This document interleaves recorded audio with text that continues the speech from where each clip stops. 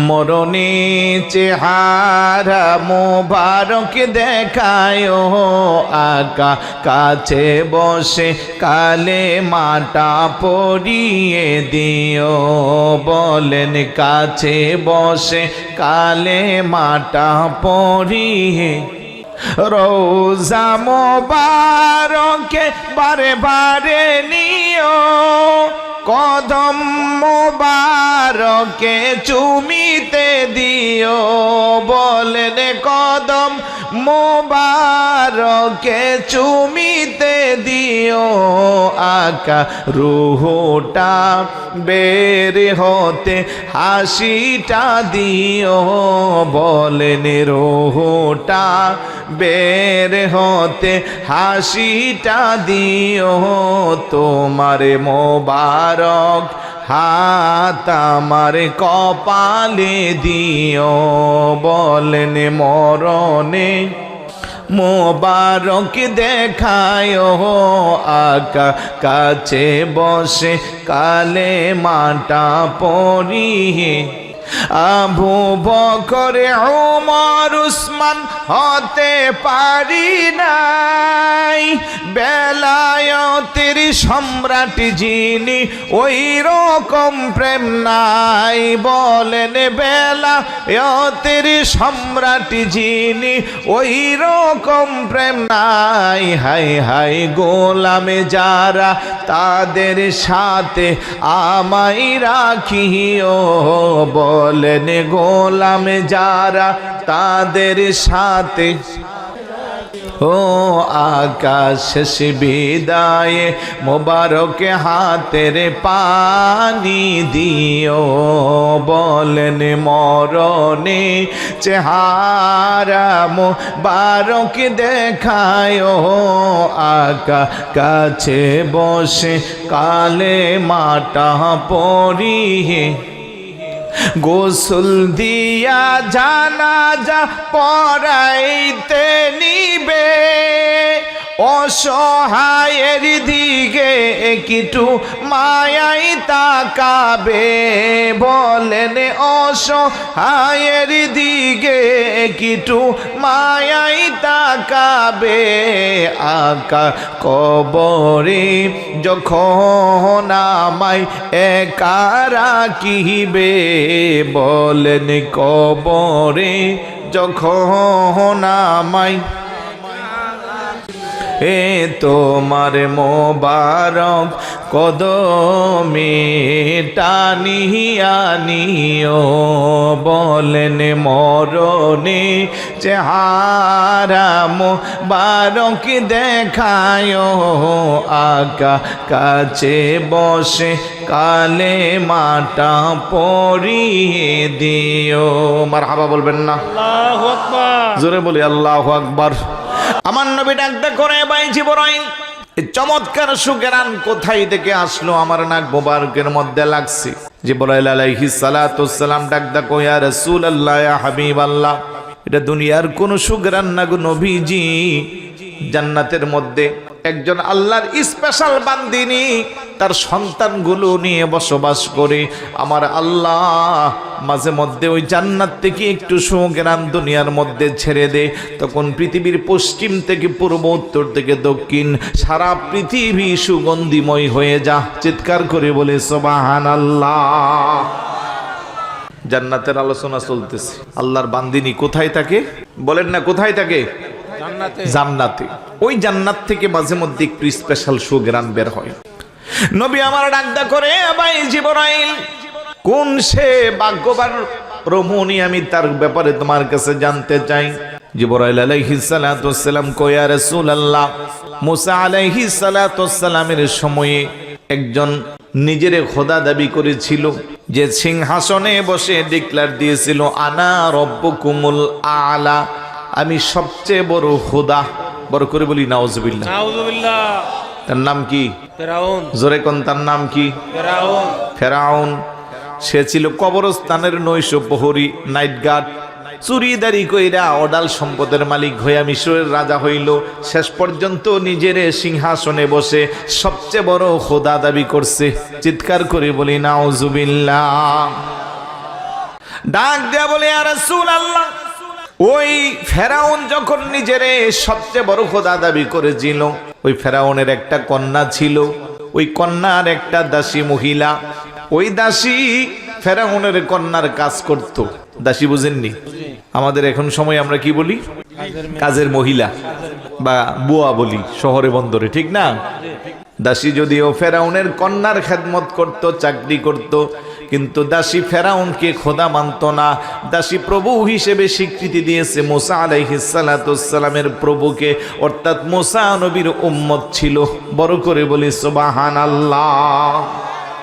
ওই ফেরাউনের কন্যার দাসী কোন একদিন ফেরাউনের কন্যার মাথার চুল আঁচড়াচ্ছে চিরুনি দিয়া, হঠাৎ করে চিরুনিটা হাত থেকে ছুটে যখন নিচে পড়ে গেল, দাসী মহিলা নিচ থেকে চিরুনি ওঠানোর সময় জবান দিয়া পড়ে নিল বিসমিল্লাহ। পর করে বলি সুবহানাল্লাহ।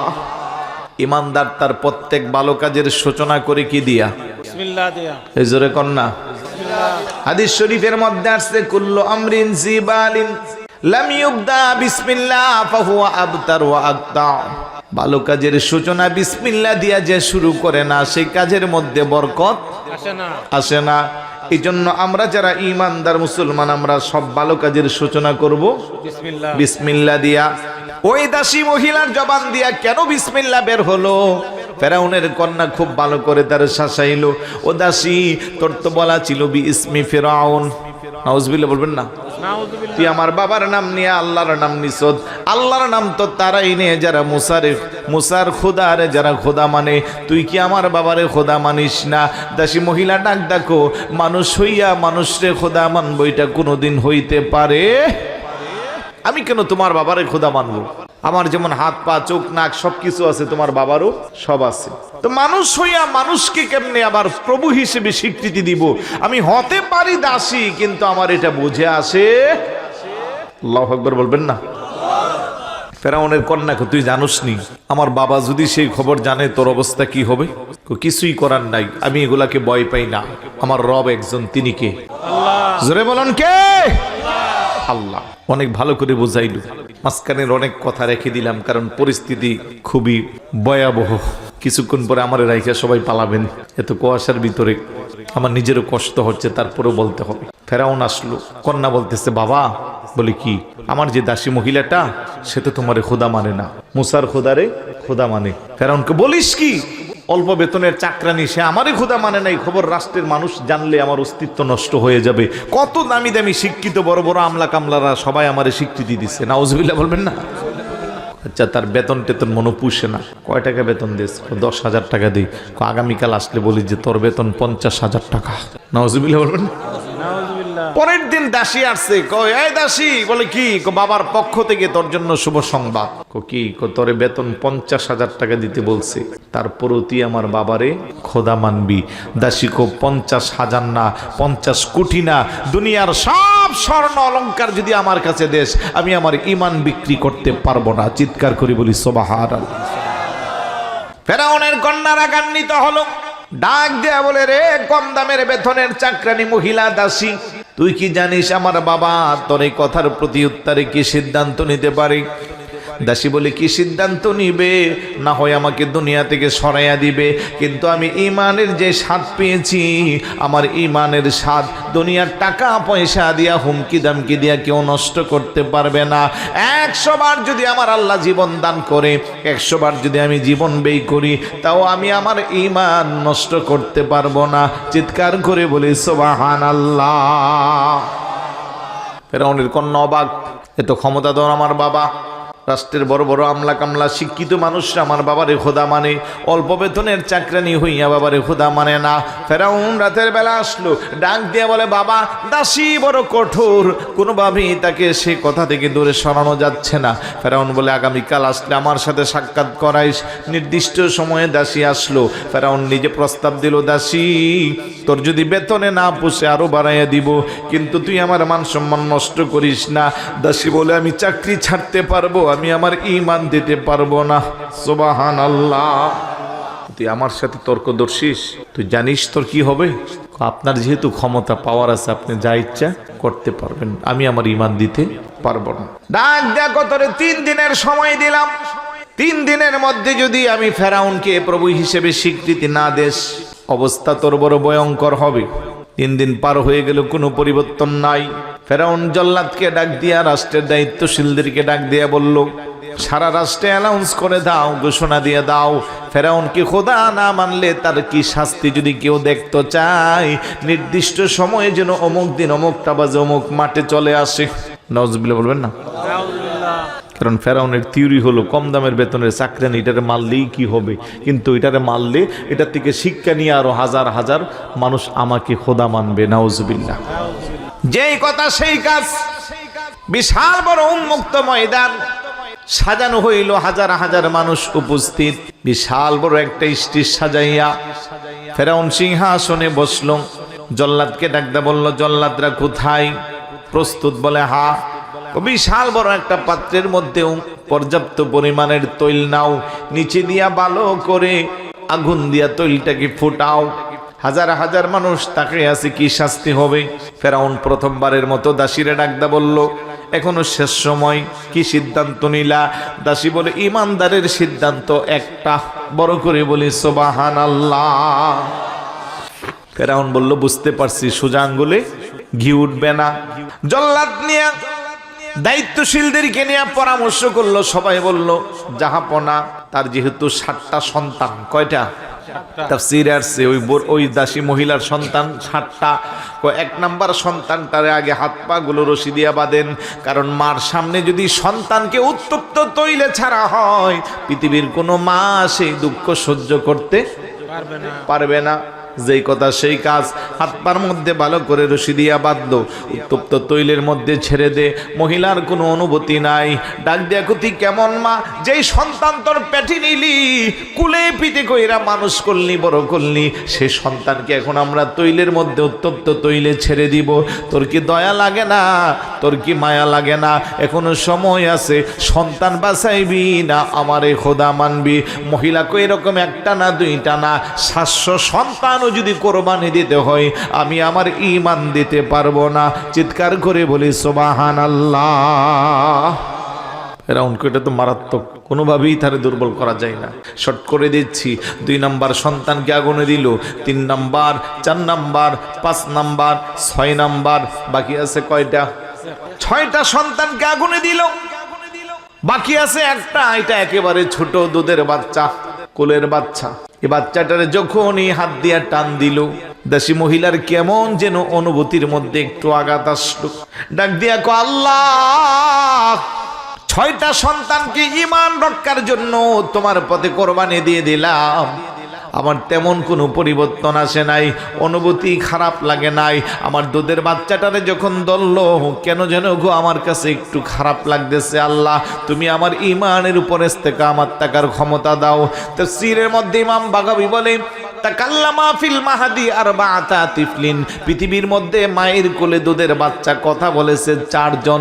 তার মধ্যে একজন ছিল ফেরাউনের কন্যার দাসীর সন্তান। চিৎকার করে বলি সুবহানাল্লাহ। কোলের বাচ্চা কথা বলতে পারে? আওয়াজ দেন। ছোট বাচ্চাটা ডাক, দেখো মা, তুমি তোমার সিদ্ধান্ত থেকে দূরে সরিও না, আমার জন্য যেন তোমার মায়া না হয়, দয়া না হয়। মা, তুমি জানো না, যদিও দুনিয়ার মানুষ তাদের চক্ষু দিয়া দেখতেছে, আমার ভাইদেরকে হাত পা গুলো বেঁধে উত্তপ্ত তৈলের মধ্যে ছেড়ে দেওয়া হচ্ছে। না না গো মা, দুনিয়ার চোখে যদি মানুষ দেখতেছে আমাদেরকে তৈলে ছাড়া হচ্ছে, কিন্তু আমাদেরকে একটা স্পেশাল জান্নাতের মধ্যে, জান্নাতের ফেরেশতারা কোলে করে নিয়ে যাচ্ছে। আমার 6 ভাই যেই জান্নাতে আছে, আমিও যেতে চাই, তুমিও কিছুক্ষণের পরে আমাদের সাথে চলে আসো। চিৎকার করে বলি সুবহানাল্লাহ। ছোট বাচ্চার কথা শুনে মহিলা মুস্কি মুস্কি হাসে। জল্লাদরা কেমন মারে, ছোট সন্তানটাকেও আগুনে ফেলে দেওয়া হচ্ছে, তখনও মা হাসে। ইমানদারের চেহারার মধ্যে সবসময় হাসি থাকে। কথা কোন ঠিক না?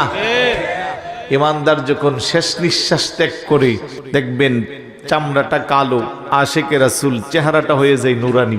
ঠিক না?